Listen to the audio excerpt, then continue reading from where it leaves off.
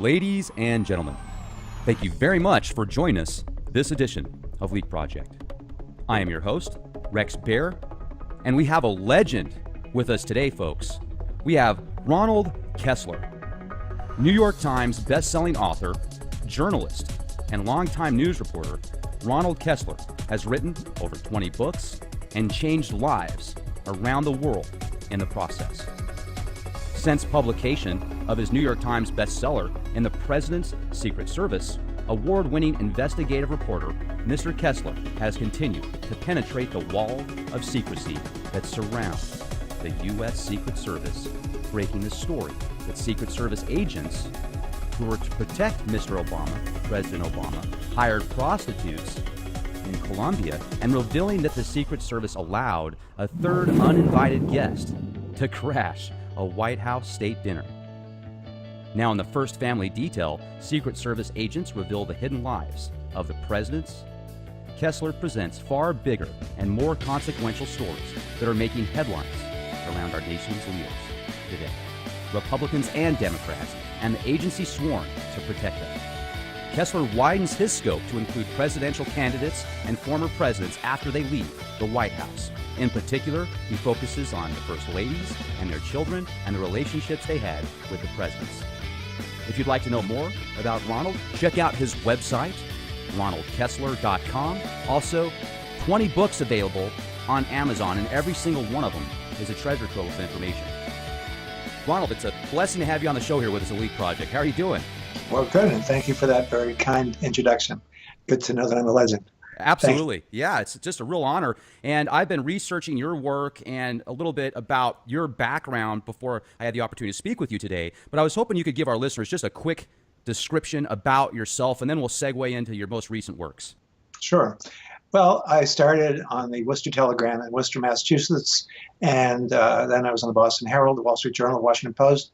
I left the Post in 1985 to write books, and along the way I did a lot of investigative stories. That was my specialty. I sat next to Woodward and Bernstein during Watergate, but for example, one of my books led to the dismissal of William Sessions as FBI director over his abuses. As you mentioned, I broke the story of the prostitution scandal involving the Secret Service, and I like to penetrate secrets about important people, important agencies. I think I'm a little perverse because I like a challenge. If it's too easy, I don't want to do it. I like these very unique subjects, and I also like telling the truth. I like to be fair and balanced. For example, when it comes to the FBI, as I mentioned, I did a book leading to the dismissal of the FBI director. But on the other hand, when the FBI does a good job, which it has been doing since 9/11, that's why we have not had a successful foreign terrorist attack, then I'll say that, which is pretty unusual in today's journalistic world. I must say that the security today does seem to be a lot more heightened since before the September 11th attacks. And whether or not, somebody believes that they were caused by people in Saudi Arabia or certain factions here at home or whatever, I mean, it was definitely a horrible event, and definitely security has been raised since then. When you have, you've broken so many large stories and people that have very high levels and positions in power, I mean, you've taken them away from their throne. What was that like? I mean, did you have people following you around? Were your phones tapped, your house bugged? I mean, because if you're messing with people like that, their livelihoods, I mean, clearly there's got to be some backlash, right? Well, there really hasn't been, beyond one or two libel suits way back in my career.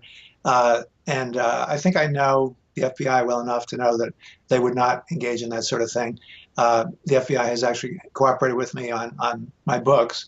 And for my book, The Secrets of the FBI, they gave me really their most secret technique, which is how they break into homes and offices to plant bugging devices without getting caught and shot as burglars, all, of course, with court authorization.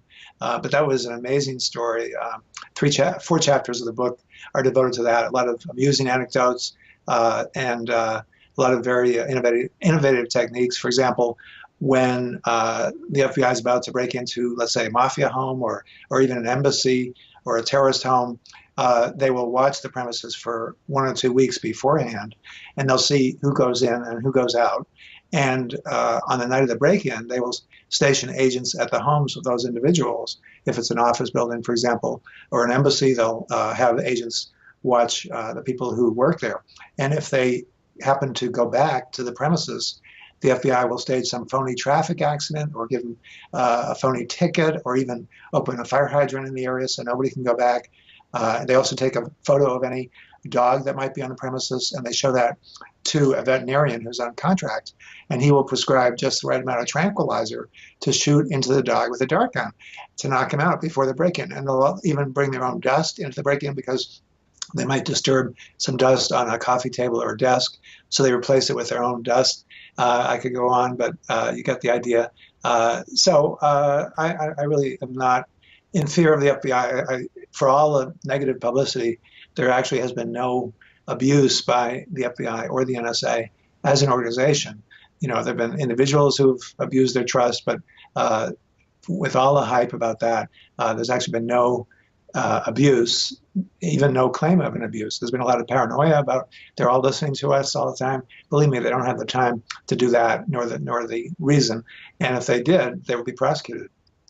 Well, and nowadays, anyway, the computers are so powerful, and with algorithms and keywords and meta tags and stuff like that, I'm sure that 99% of that stuff can be processed via AI. And then if there's something that they need to worry about, then, obviously it would get to a real person. But I like how you bring up how there's, it's not the organization that's corrupt, but there are certain people within any organization that are corrupt, no matter how good the vetting process is.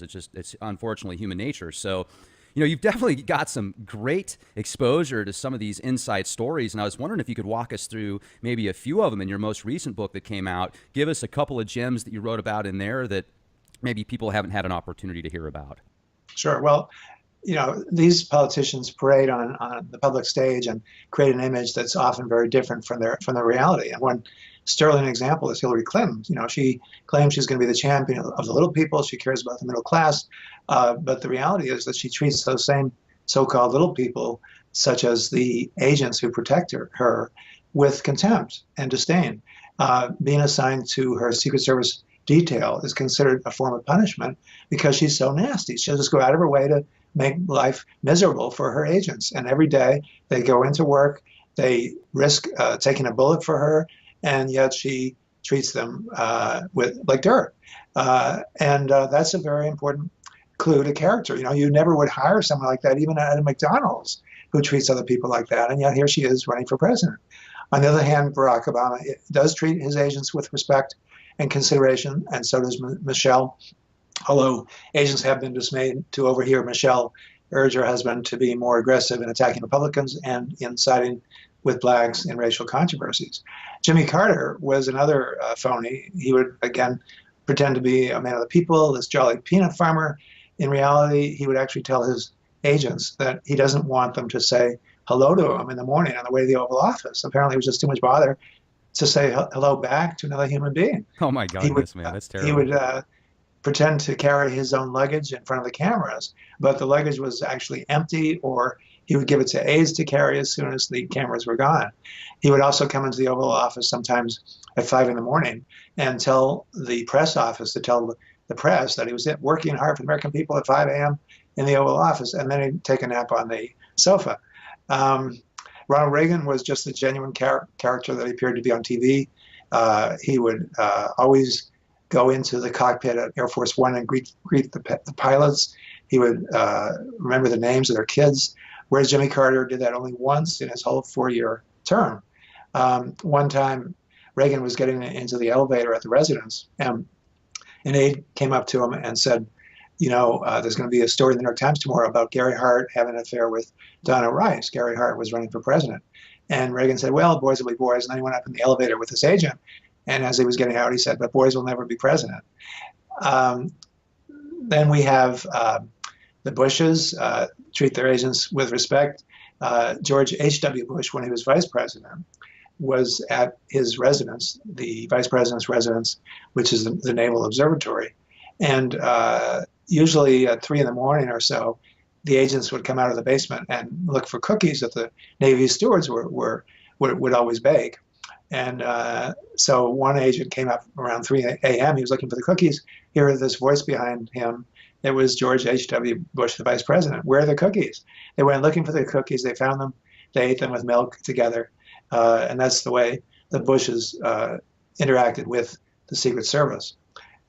Jenna Bush and Barbara Bush, however, were very difficult with their agents.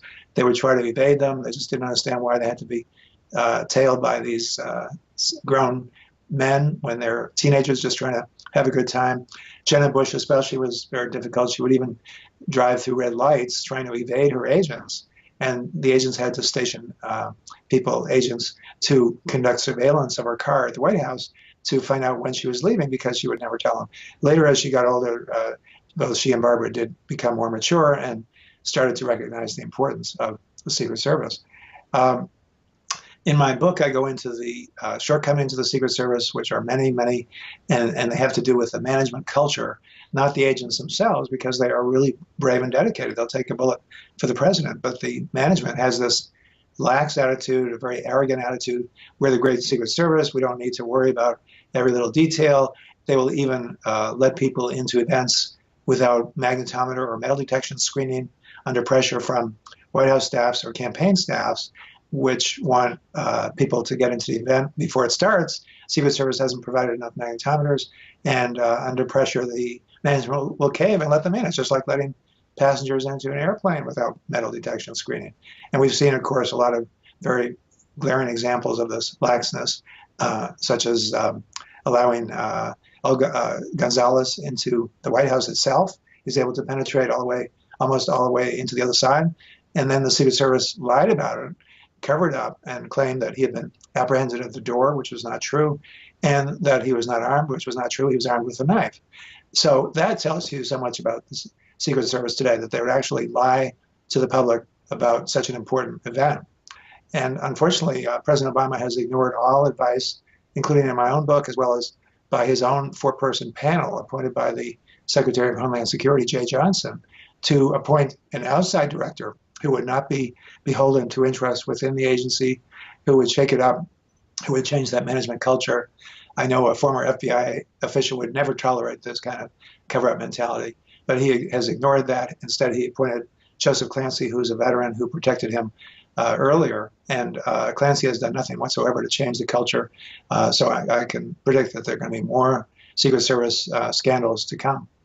Now, with the Secret Service, I mean, certainly their position is got to be extremely difficult. They've always got to be aware of their surroundings and make sure that they're just constantly on alert with what might take place. And I've wondered before, when I see these events on TV where the president will go out and shake a whole bunch of people's hands, I often wonder, I mean, what type of protection is there in case one of these people wants to do something bad, or they have sinister intentions, they've actually got something on their hand?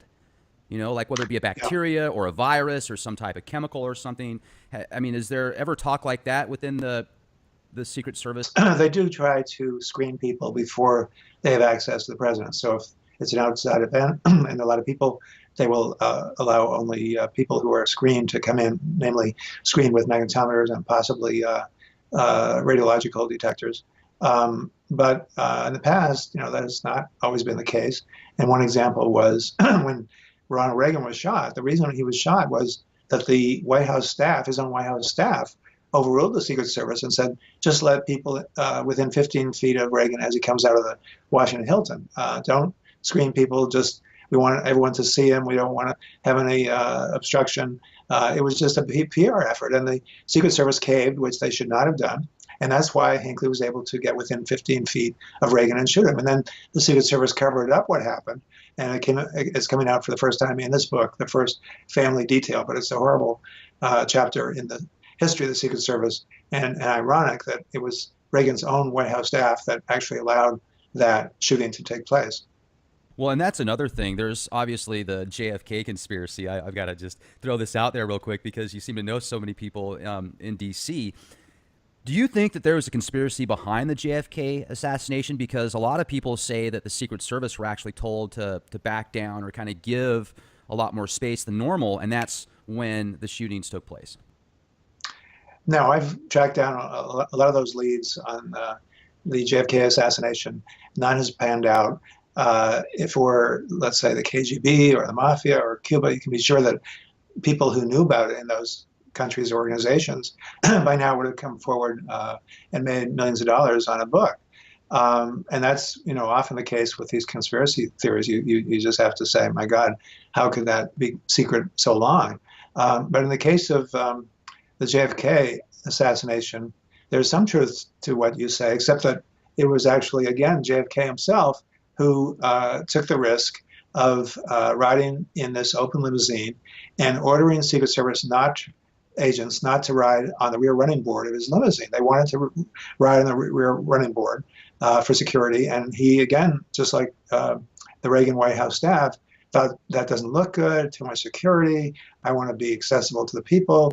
And so the result was they were on the follow-up limousine. Well, the first shot was not fatal.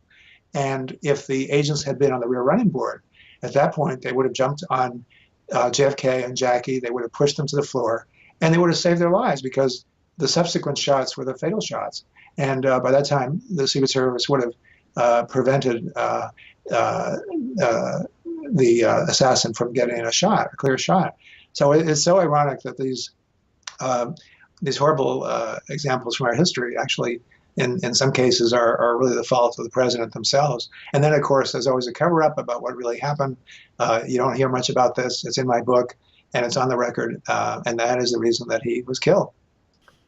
It's interesting. Another thing that I like how you bring up, and I'm just going to kind of add to that, if somebody doesn't have an answer and the official story that comes out in the news is BS and people know it, then they're going to go out looking for the answer. And a lot of times what they find is just as wrong as what they were told in the media sometimes, and that's why you've got to use discernment and be very careful about the information you accept to believe. And that's one thing I'd like to ask you, because you've been through the trenches. You probably know just about everybody that has some type of impact in the media over the past 30, 40 years, because you've been there, you've done that. And have you noticed a change in the media as a whole? Does it seem like certain outlets now are more mouthpieces for certain organizations and factions than actually getting to the truth and reporting serious news?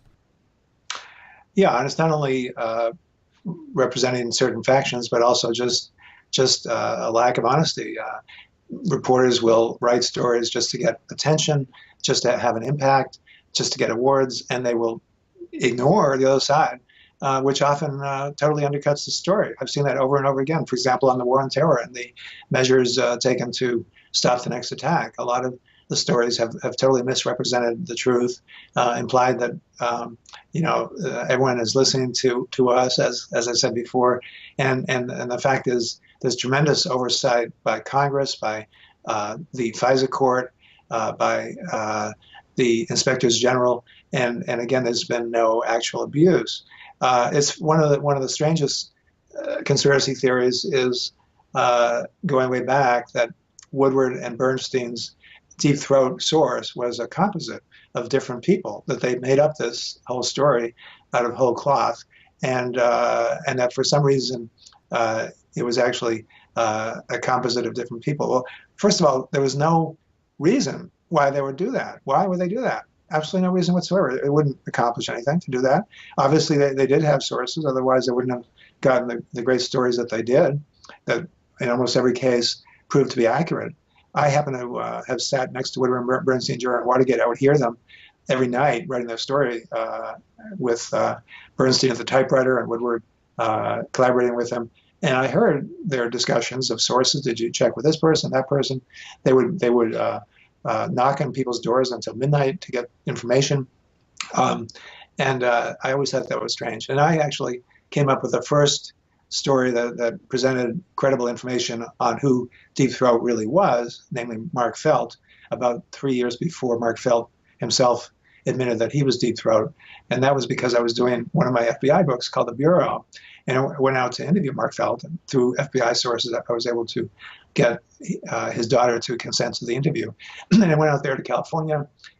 His daughter, Joan, greeted me at their home where he was living. And she said, there was this guy, Bob Woodward, who was out here about a year or two ago.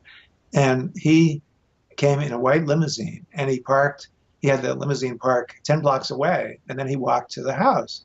Well, I knew right away that meant that he was Deep Throat, because there's no way that Woodward would have done that unless he was protecting a source as important as Deep Throat was.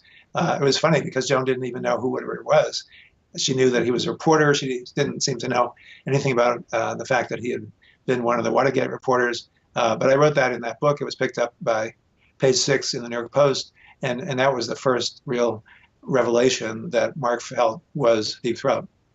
Have you met presidents? Have you talked to people that have very high positions in the government as well as Congress and certain, defense organizations as well? Yes, I interviewed George Bush. I interviewed Vice President Cheney. I've interviewed a lot of top figures, FBI directors, CIA directors, and Donald Trump. I happen to have known Donald Trump, perhaps the next president, for about 2 decades because I did a book on Palm Beach of all things. I called it my midlife crisis. I wanted to go to more parties and drink more champagne. But Palm Beach is also a very secret society and difficult to penetrate. And I saw that as a challenge, a very interesting challenge. And to do that book, I got Donald's cooperation. My wife Pam and I flew down on his plane, spent the weekend with him at Mar-a-Lago. I think everyone knows now what Mar-a-Lago is, his home and club in Palm Beach. And on the way down, he imitated the nasal constricted tones of the old guard, the Blue Bloods in Palm Beach, condemning his club because it admits blacks and Jews. To this day, several clubs in Palm Beach actually do not admit blacks or Jews, would you believe? And he took great delight in that, gleeful that he was being condemned by the old guard. And so I got to know what he's really like. And that's quite different from the caricature that he creates of himself on TV in order to get attention. He in the past has done that to get attention for his brand, the Trump brand. Back in the 80s when he started that, real estate never had a brand. Real estate was owned by these companies that no one had ever heard of. And he came up with the idea that he's going to create this brand that's going to stand for quality and prestige. And to get attention for it, he would make these outrageous statements on TV. And that's what he's doing now. But I think he's going to start morphing into a more reasonable character who could attract many more votes than he is attracting now. Yeah, I mean, he's certainly entertaining to watch. I can appreciate some of the stuff that he brings up, like let's make America great again, bring jobs back, and with the businesses that he's had and the just education that he's got within certain industries, I think that there's a lot of very good points that he brings to the table. However, I just get concerned with anybody I see running for office because it seems like so often, usually more times than not, they'll say one thing to get into office, and then when they're actually there, it's the complete opposite. I'm sure you see, so absolutely true, and that's why we need to look at the track record of these individuals and the character. That's what we would do in hiring any employee or choosing a friend. But somehow, when it comes to the presidency, it's all about the charisma or what the promises are, as you say. In Donald's case, he has a track record of performing. He has a $10 billion fortune. He has 22,500 employees. And those employees, tell me that he, behind the scenes, is a totally savvy, competent, reasonable chief executive, certainly not a bigot or an idiot. And so to me, that's very reassuring. You think he has a chance to win? I do. I really think he will win. And I think he's going to start appealing, as I say, to more moderate individuals and will start to win confidence. He'll get rid of some of those outrageous statements. The fact is people forget very quickly in this day and age some of those statements. People have already forgotten about what he said about John McCain. So more to come on him for sure. Now, for those that are listening, make sure to check out Ron's website, ronaldkessler.com. He's got 20 books that I'm looking at. I mean, The First Family Detail, The Secrets of the FBI and the President's Secret Service, The Terrorist Watch, A Matter of Character, The CIA at War, The Bureau, The Secret History of the FBI. And this is just a treasure trove of information here. Now, you've met presidents and people in very high positions of power. Have you noticed that in some ways they kind of have similar mannerisms and just are they very electric and energized? I mean, that you talk to them, you're like, wow. I mean, are they just the same when you talk to them in person versus being on TV and speaking to the masses?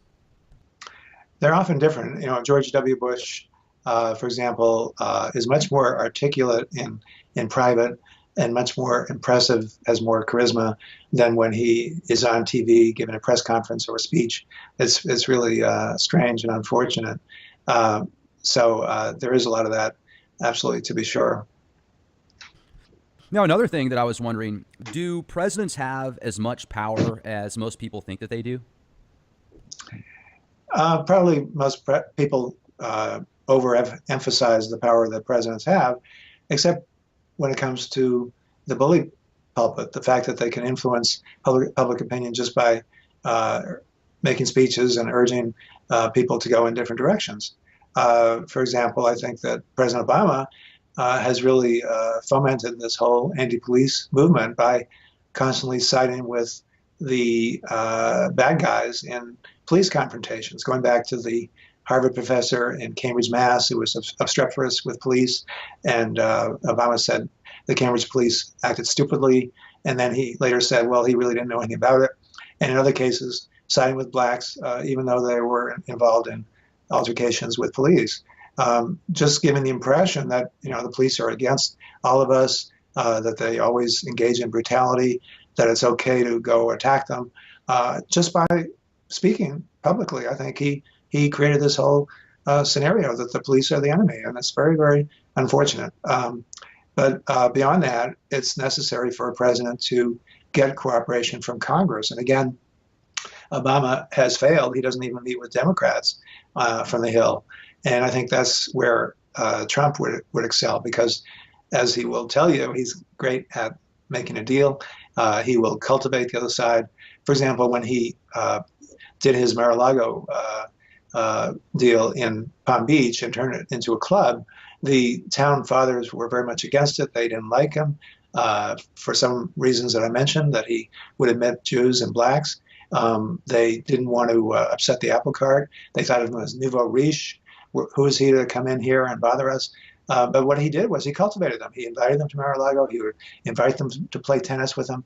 And sure enough, they approved his Mar-a-Lago project. That's the way he operates. And that's the way Bill Clinton operated. And Ronald Reagan operated that way. I know the Kennedy family would have this annual birthday get-together at Ted Kennedy's home in McLean, Virginia. And they would always invite the president, whoever he was, Republican or Democrat. And in the past, no Republican had accepted the invitation, but Ronald Reagan did.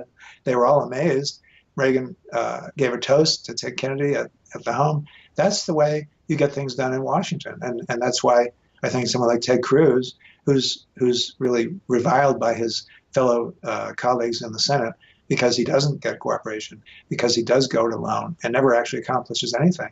That's why Cruz would be a totally different person from Donald Trump. Now, how would one go about actually getting into reporter meetings like in the White House and briefings and stuff to where they could have a chance to ask questions? Do you have to actually be a part of a big outlet like the Globe or the Washington Post, or are there ways for people like myself and others, a part of smaller organizations like alternative outlets such as the Leak Project, to actually get a different perspective to help people that maybe don't typically go and turn on Fox News or MSNBC or CNN, to get a perspective as well and be able to bring that message on to others? Well, theoretically there is, and every now and then President Obama will grant an interview to one of those outlets. But, the chances are so slim because there are so many thousands of requests from all the media. And it's just unlikely that anybody, even the Washington Post, is going to get an interview. The Washington Post has not had an interview, and the New York Times has not had an interview with Obama for some years, going back to his first term. So it's very difficult. In the case of my book on George W. Bush and later on Laura Bush, I was not affiliated with any organization. I was just on my own writing the book for a book publisher, but they did cooperate on those books. So it is possible as an author to get cooperation. But when it comes to press conferences and asking questions in press conferences, or even doing interviews like that, there's only so much you're going to gather. Woodward and Bernstein didn't do Watergate by going to press conferences at the White House. They got the behind the scenes, the real story. And to me, that's the real heart of reporting, not just lobbing questions in press conferences. Well, amen to that. That's a very good statement you made there. I'm thinking of the series House of Cards, and I think it's great. I mean, Kevin Spacey plays that role to a T, and his wife Claire. I mean, she just all the characters I think are great. Have you seen the series? Yes, and I think it's very accurate, which is a big plus. Unlike Homeland, which is has nothing to do with the CIA. There's no resemblance whatsoever to how that agency Jack operates. Bauer in 24.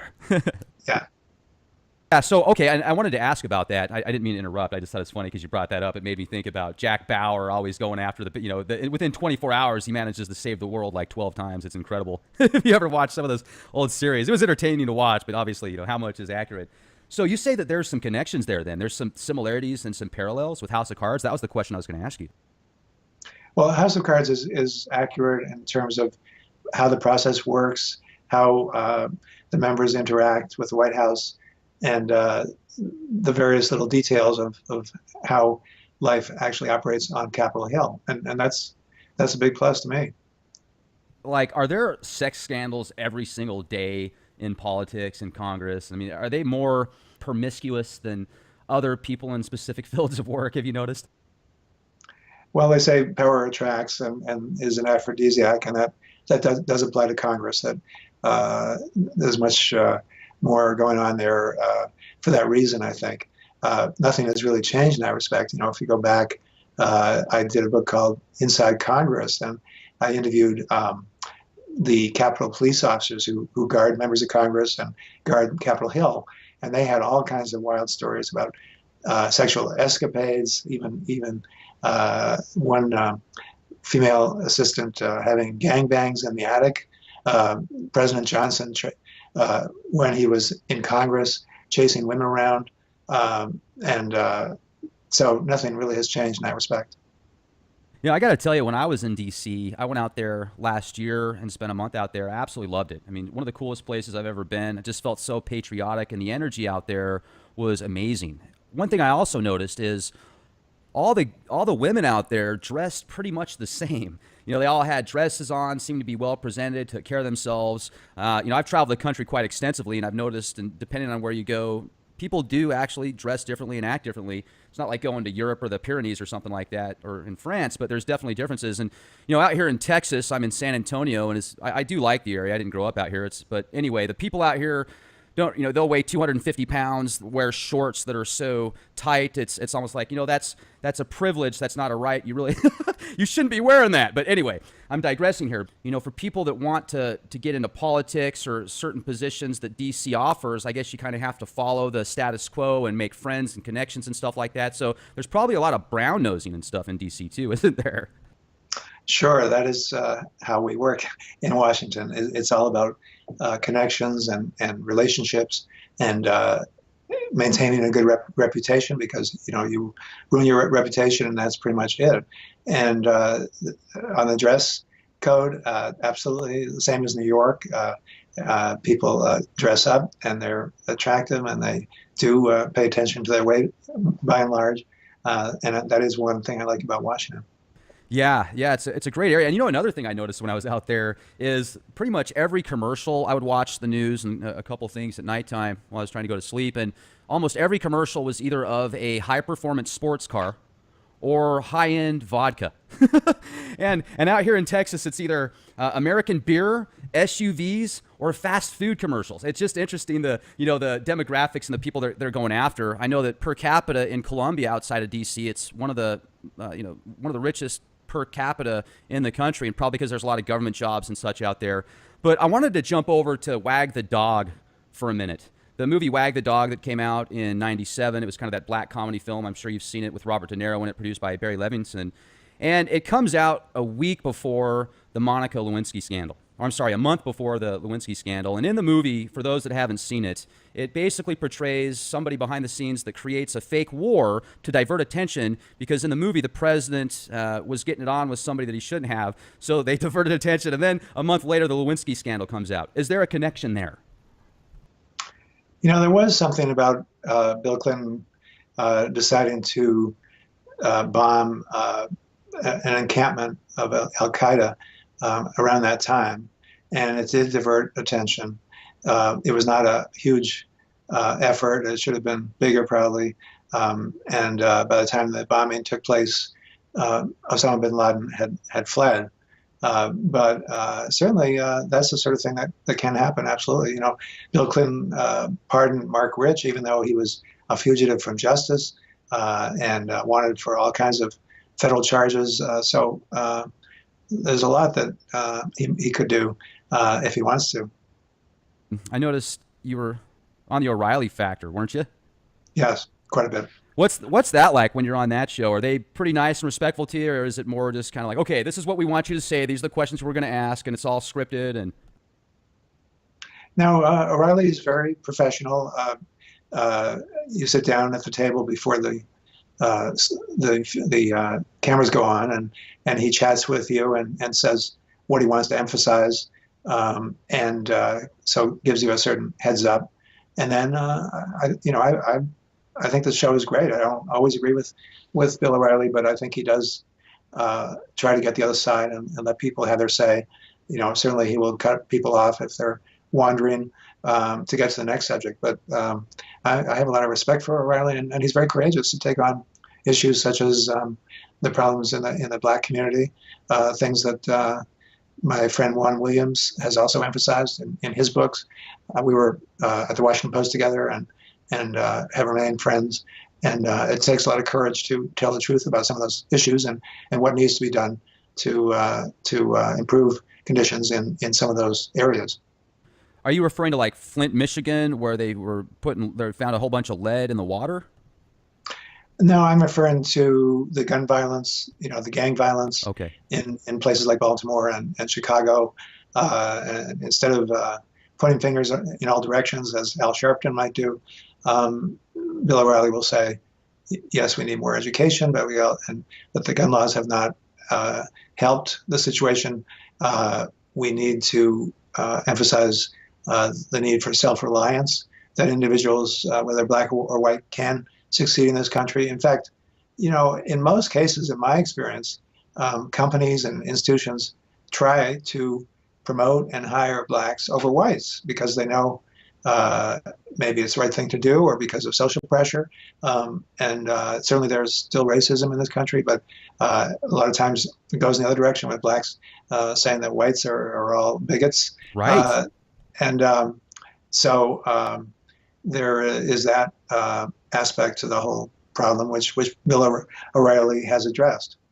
I certainly have noticed that if you are Caucasian, if you're married, if you're middle class, then you're looked at as the bad guy oftentimes now in the media. It seems like they're kind of portraying that if you're white, you're automatically racist. Even if you could care less if somebody's purple or green or yellow or comes from planet Zoltar or wherever. You don't care just as long as they're a good person. So I'm glad you brought that up. Have you noticed as well that the media is kind of really pushing the victimization and the polarities, trying to create this divide and conquer scenario? It's, Black Lives Matter, Black Lives Matter. But if, are there organizations called White Lives Matter? And if there is, then they're probably considered, a part of the Ku Klux Klan or something.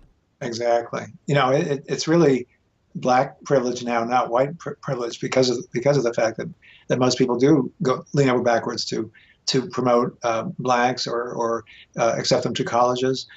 So I think the overwhelming situation is actually that there's black privilege now, not white privilege. And I'll bet you the media is profiting off of this. I mean, that's possibly why they seem to be pushing it so much. Like you were bringing up earlier at the beginning of the show, it seems like if it works both ways. The media is not going to push something to the point of losing money if nobody's going to watch it. People have to get excited about it. It seems like people care so much about dirty laundry, yet they act like it's horrible. They're like, that's absolutely terrible, yet they've got to watch it. It's the human psyche. It doesn't make sense to me, But I got to tell you, with all the stuff that you have seen and done and places you have had an opportunity to check out, what is it like inside of the CIA and the FBI? I mean, is it just a desk job where they're basically bored half the day? I mean, are they field operatives out there? They're kind of like James Bond type stuff, a combination of the two? Because you've written a lot about it in your books. Mm-hmm. The FBI, is very aggressive, and agents, do risk their lives, making arrests and doing investigations. In many cases, they are at desks. But there's tremendous tension to stop the next attack. CIA, a lot of times can be boring. They're trying to develop assets overseas, terrorists who will cooperate, for example, or intelligence officers within Russia who might cooperate. And a lot of times that's very tedious. It takes a lot of patience to develop those people as sources. And so there isn't as much excitement with the CIA, but at times there can be, and at times they risk their lives as well. The reason we have not had a successful foreign terrorist attack is mainly because of the FBI. Just after 9/11, about 3 days after 9/11, Bob Mueller, the FBI director at the time, was briefing President Bush on the hijackings, and he was talking about investigations and prosecutions. Of course, it turned out they'd all died. And Bush stopped him and said, wait a minute, this is all fine, but I want to know what you're doing to stop the next attack. And with that, the whole direction of the FBI changed to emphasize prevention rather than prosecution. Of course, they always wanted to prevent plots, but basically in the past, as with the first World Trade Center bombing, they would investigate, they would have a conviction, and then they would move on to some other case. Well, now the whole emphasis is to develop sources to uncover the next plot. And a lot of times the FBI will hold off on an arrest in order to develop that person as an asset, whereas before they might not have. They might have just arrested the person. And together with leads and tips from the CIA and from NSA, the FBI has been able to roll up every plot, and you see arrests almost every month of terrorists, and that's why we have not had a successful attack. And again, you'll never see this in the media. No journalist will actually credit the FBI and tell the truth about why we have not had an attack. And I'm proud to be able to do that. Well, and I mean, I can certainly say that if the FBI and these organizations behind the scenes are working continuously to prevent these attacks, I applaud them for that. I mean, that's fantastic. And, and I have a very neutral stance on the many political views and such, because I am a reporter and I want to get both sides of things. And, I want to get the conspiracy side as well as the down to earth and realistic side, because a lot of times it seems like it's somewhere in the middle where the truth lies. And one thing that I appreciate with what you bring to the table is, you've actually got firsthand accounts. You've spoken to these people and been there. This isn't just information that you read off of a forum on the internet from somebody that heard about it from their uncle's brother that was at a restaurant one time. I'm getting sarcastic here, but you know what I mean. So I think that that's great. Now, another thing that I wanted to ask you, because you did bring up the guns and the violence that's going on in some of these gangs in Chicago and Baltimore. It seems like Chicago has some of the strictest gun control laws in the nation. Yet, if you look at how many people die out there from gun violence, it's, the very, very high. So do you feel that gun control is the way to go? And if it is, what type of gun control? Because it seems like the more you try and take away people's rights to own guns, the bad guys are the ones that are using them, not people that have a legal right to own them anyway. Sure. The bad guys are the ones who steal the guns, and the law-abiding citizens are the ones who often need guns to defend themselves. And the Second Amendment guarantees that. And that's really just a phony issue to look at the gun issue. The number of guns sold has skyrocketed like 1,000% under President Obama, because everyone is afraid that he's going to try to restrict gun purchases. So there's an irony to that. But there's, there are deeper problems that do need to be addressed in the Black community, and to do that, you need leadership. You need Black leaders to say, "Hey, you guys need to finish high school. You guys need to get a job, and you can get a job if you want to." And instead of pointing fingers and blaming society or blaming not enough money from the federal government, that has never worked. So I hope that in the future that might happen. Education is key. That's very important. And also a sense of purpose. I mean, if you are raised in a society where you make money by robbing people and feeling like a thug's the way to go, what purpose do you have other than that? So, finding certain avenues to get to people at a very young age is probably very important. And hopefully this will start to become more of more of an opportunity for people to get access to those kind of things. So let me ask you a couple more questions before we close out tonight, because I know that you've got limited time. And once again, Ron, so appreciate you coming on here with us. Okay, so insider information there's a lot of speculation about mandatory vaccinations. And you've got both sides of the coin there. Some people think that you should get vaccinated for everything under the sun. Others say, well, if you have a good immune system and people are vaccinated anyway, why do I need to get vaccinated for measles if it doesn't even exist here? Have you ever heard behind the scenes people that have high positions of power talking about mandatory vaccines? And what's your take on that? I think this is another conspiracy theory that that some vaccines cause autism, et cetera. There's absolutely no evidence to support that, and certainly on the serious transmittable diseases, vaccines should be required. Otherwise, we're all going to get sick. There are other issues, obviously, like pneumonia shots, where it's voluntary and it's not necessarily that important. But I got a pneumonia shot, so I am for vaccines, and certainly almost all doctors are, and I think that tells you a lot. But speaking of medical issues, in my book, The Sins of the Father, Joseph P. Kennedy and the dynasty he founded, I reveal that the reason that Rosemary Kennedy, who had a lobotomy, was lobotomized by her father, Joe, is that she was mentally ill, not retarded, which was the myth that he created and that the family has clung to all these years, establishing the effort to help the retarded, which is perfectly fine and laudable. But it was all founded on a lie. And I interviewed the surgeon who performed the lobotomy on Rosemary, Dr. Watts, and he said that they never operated on mentally ill, on retarded patients, that they all were mentally ill. Of course, lobotomy almost always was a total failure. In Rosemary's case, it turned her into a vegetable. But that's one of the examples of what I do is to get firsthand information, as you were saying, factual information, preferably on the record. And it can go either way on some of these conspiracy theories. Sometimes conspiracies do exist, it's true. But I just enjoy doing an honest job on some of these very important issues. Do you hear a lot too in circles and within the CIA and different communities about possibilities of World War III? Well, I certainly hear a lot about the possibility of a WMD attack by terrorists.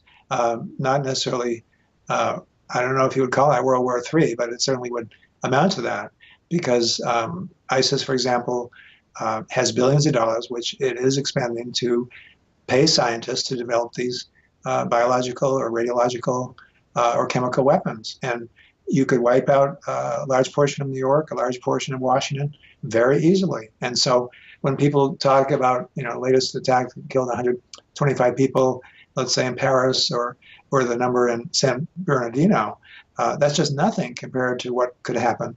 And also with cyber warfare and with EMP attacks, which is a nuclear explosion in the atmosphere that would wipe out all our electronics, we would be starving. We wouldn't have shipping. We wouldn't have planes. We wouldn't have refrigerators. We wouldn't have TVs or computers.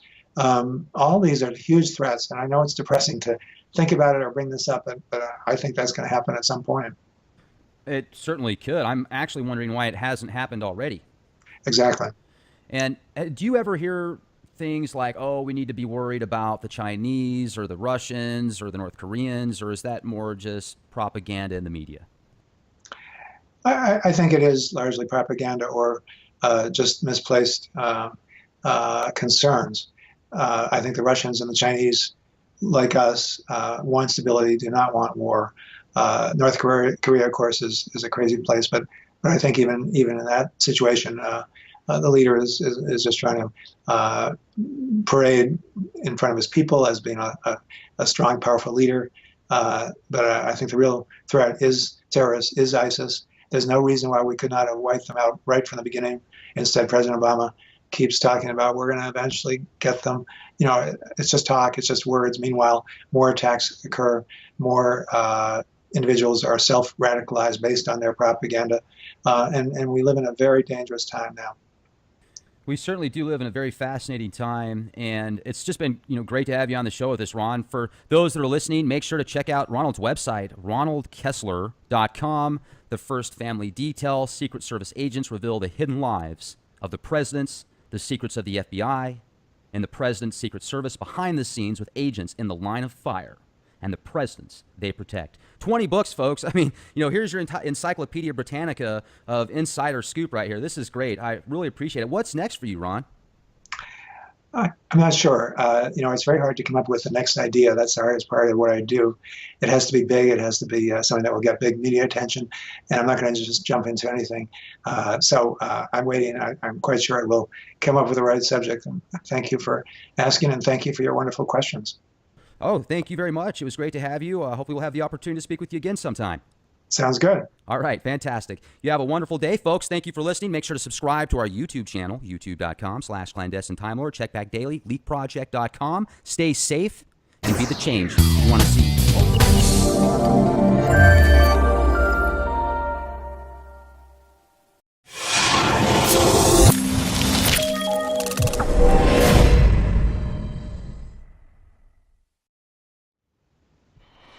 Ladies and gentlemen, thank you very much for joining us this edition of Leak Project. I am your host, Rex Bear, and we have a legend with us today, folks. We have Ronald Kessler, New York Times bestselling author, journalist, and longtime news reporter. Ronald Kessler has written over 20 books and changed lives around the world in the process. Since publication of his New York Times bestseller in the President's Secret Service, award-winning investigative reporter Mr. Kessler has continued to penetrate the wall of secrecy that surrounds the U.S. Secret Service, breaking the story that Secret Service agents who were to protect Mr. Obama, President Obama, hired prostitutes in Colombia, and revealing that the Secret Service allowed a third uninvited guest to crash a White House state dinner. Now, in the first family detail, Secret Service agents reveal the hidden lives of the presidents. Kessler presents far bigger and more consequential stories that are making headlines around our nation's leaders today, Republicans and Democrats, and the agency sworn to protect them. Kessler widens his scope to include presidential candidates and former presidents after they leave the White House. In particular, he focuses on the first ladies and their children and the relationships they had with the presidents. If you'd like to know more about Ronald, check out his website, ronaldkessler.com. Also, 20 books available on Amazon, and every single one of them is a treasure trove of information. Ronald, it's a blessing to have you on the show here with us at Leak Project. How are you doing? Well, good, and thank you for that very kind introduction. Good to know that I'm a legend. Absolutely. Yeah, it's just a real honor. And I've been researching your work and a little bit about your background before I had the opportunity to speak with you today. But I was hoping you could give our listeners just a quick description about yourself, and then we'll segue into your most recent works. Sure. Well, I started on the Worcester Telegram in Worcester, Massachusetts, and then I was on the Boston Herald, the Wall Street Journal, the Washington Post. I left the Post in 1985 to write books, and along the way I did a lot of investigative stories. That was my specialty. I sat next to Woodward and Bernstein during Watergate, but for example, one of my books led to the dismissal of William Sessions as FBI director over his abuses. As you mentioned, I broke the story of the prostitution scandal involving the Secret Service, and I like to penetrate secrets about important people, important agencies. I think I'm a little perverse because I like a challenge. If it's too easy, I don't want to do it. I like these very unique subjects, and I also like telling the truth. I like to be fair and balanced. For example, when it comes to the FBI, as I mentioned, I did a book leading to the dismissal of the FBI director. But on the other hand, when the FBI does a good job, which it has been doing since 9/11, that's why we have not had a successful foreign terrorist attack, then I'll say that, which is pretty unusual in today's journalistic world. I must say that the security today does seem to be a lot more heightened since before the September 11th attacks. And whether or not, somebody believes that they were caused by people in Saudi Arabia or certain factions here at home or whatever, I mean, it was definitely a horrible event, and definitely security has been raised since then. When you have, you've broken so many large stories and people that have very high levels and positions in power. I mean, you've taken them away from their throne. What was that like? I mean, did you have people following you around? Were your phones tapped, your house bugged? I mean, because if you're messing with people like that, their livelihoods, I mean, clearly there's got to be some backlash, right? Well, there really hasn't been, beyond one or two libel suits way back in my career. I think I know the FBI well enough to know that they would not engage in that sort of thing. The FBI has actually cooperated with me on my books. For my book, The Secrets of the FBI, they gave me really their most secret technique, which is how they break into homes and offices to plant bugging devices without getting caught and shot as burglars, all, of course, with court authorization. But that was an amazing story. Four chapters of the book are devoted to that. A lot of amusing anecdotes and a lot of very innovative techniques. For example, when the FBI is about to break into, let's say, a mafia home or even an embassy or a terrorist home, they will watch the premises for 1 or 2 weeks beforehand, and they'll see who goes in and who goes out. And on the night of the break-in, they will station agents at the homes of those individuals. If it's an office building, for example, or an embassy, they'll have agents watch the people who work there. And if they happen to go back to the premises, the FBI will stage some phony traffic accident or give them a phony ticket or even open a fire hydrant in the area so nobody can go back. They also take a photo of any dog that might be on the premises, and they show that to a veterinarian who's on contract, and he will prescribe just the right amount of tranquilizer to shoot into the dog with a dart gun to knock him out before the break-in. And they'll even bring their own dust into the break-in because they might disturb some dust on a coffee table or a desk, so they replace it with their own dust. I could go on, but you got the idea. I really am not in fear of the FBI. For all the negative publicity, there actually has been no abuse by the FBI or the NSA as an organization. There have been individuals who've abused their trust, but with all the hype about that, there's actually been no abuse, even no claim of an abuse. There's been a lot of paranoia about they're all listening to us all the time. Believe me, they don't have the time to do that, nor the reason. And if they did, they would be prosecuted.